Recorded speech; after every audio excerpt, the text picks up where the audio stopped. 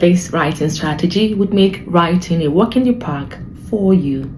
It is called the free writing stage. It is a pre-writing activity that allows writers to think critically during the brainstorming stage. Now, what happens at the free writing stage?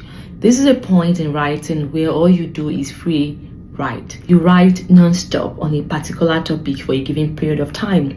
You give yourself time, say 5 minutes, 10 minutes max, and all you do is write. Do not stop except you want to crack your knuckles. Don't stop for grammar. Don't stop for punctuation markers. Don't stop to erase. Don't stop to correct. Please just write.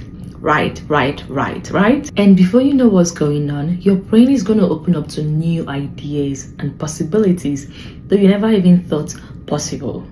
Have you tried the free writing before? Would you try the free writing in your next writing?